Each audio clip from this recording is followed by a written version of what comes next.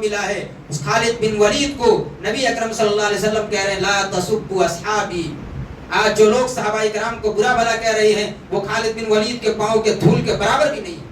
جب خالد بن ولید کو نبی اکرم صلی اللہ علیہ وسلم ایک معمولی سی بات پر لا تسبوا اصحابی کہہ کر تنبیہ کر رہے ہیں، اور آج کے یہ گستاخ صحابہ نام نہاد مورخ، نام نہاد محقق جو صحابہ کرام کو کھلم کھلا برا بھلا کہتے ہیں، صحابہ کرام کو گالیاں دینے کے لیے مجلسیں سجائی جاتی ہے، صحابہ کرام کو برا بھلا کہنے کے لیے مجلسیں رچائی جاتی ہے.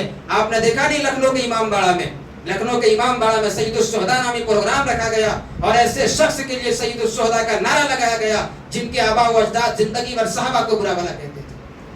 خامنائی اس سے پہلے کے جو رہبر تھے خمینی، ان کی کتاب کو پڑھیں آپ، کشف الاسرار کو پڑھیں گے آپ کو معلوم ہوگا ان کے اندر باقاعدہ نبی اکرم صلی اللہ علیہ وسلم کے بارے میں لکھا گیا ہے کہ نبی اکرم صلی اللہ علیہ وسلم کی شرمگاہ کو جہنم کی آگ میں ڈالا جائے گا. کیوں؟ اس لیے کہ انہوں نے حفصہ اور عائشہ جیسی عورت کے ساتھ رات گزاری. لا حول ولا قوت الا باللہ العظیم. یہ وہ لوگ ہیں جو کھلم کھلا صحابہ کو گالیاں دیتے ہیں، نبی اکرم صلی اللہ علیہ وسلم کو برا بھلا کہتے ہیں، نبی کی بیویوں کے بارے میں برا بھلا کہتے ہیں، حضرت عائشہ رضی اللہ عنہا کے بارے میں یہ عقیدہ رکھتے ہیں کہ امام صادق، امام غائب جب آئیں گے تو ان کو قبر سے اٹھا کر ان کو پھانسی پہ لٹکایا جائے گا، شیخین کی قبروں کو اکھاڑ کر انہیں سولی پہ لٹکایا جائے گا.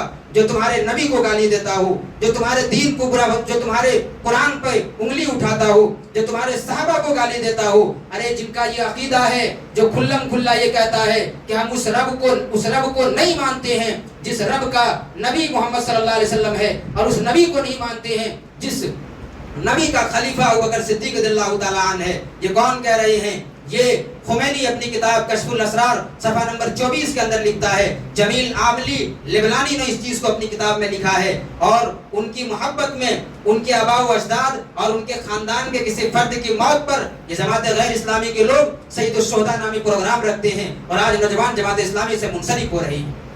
خامنائی کے موت پر بھی آپ نے دیکھا نہیں پڑوسی ملک میں جماعت اسلامی کے جو امیر ہیں وہ غائبانہ نماز جنازہ ادا کر رہے ہیں. اور مزے کی بات یہ ہے کہ شیعہ غائبانہ نماز جنازہ کے قائل ہی نہیں ہے. بھائی جو خود نماز غائبانہ جنازہ کے قائل ہی نہیں، جو مانتے ہی نہیں ہے، تم کیوں زبردستی ان کے نماز جنازہ غائبانہ طور پہ ادا کر رہے ہو؟ کہنے کا مطلب یہ ہے کسی جماعت کی تنقید کرنا مقصد نہیں، حقیقت کو بیان کر رہا ہوں دلائل کی روشنی میں. کہنے کا مطلب یہ ہے کہ نوجوانوں کو روکا جائے. آج نوجوان صحابہ کرام کو برا بھلا کہہ رہا ہے. واللہ العظیم بڑی تکلیف ہوتی ہے جب اہل حدیث گھرانے میں پلنے اور اہل حدیث گھرانے میں پلے بڑھے نوجوانوں کو جب دیکھتا ہوں وہ صحابہ کے بارے میں برا بھلا کہتا ہے. مشاجرات صحابہ کرام کے نام پر صحابہ کرام کی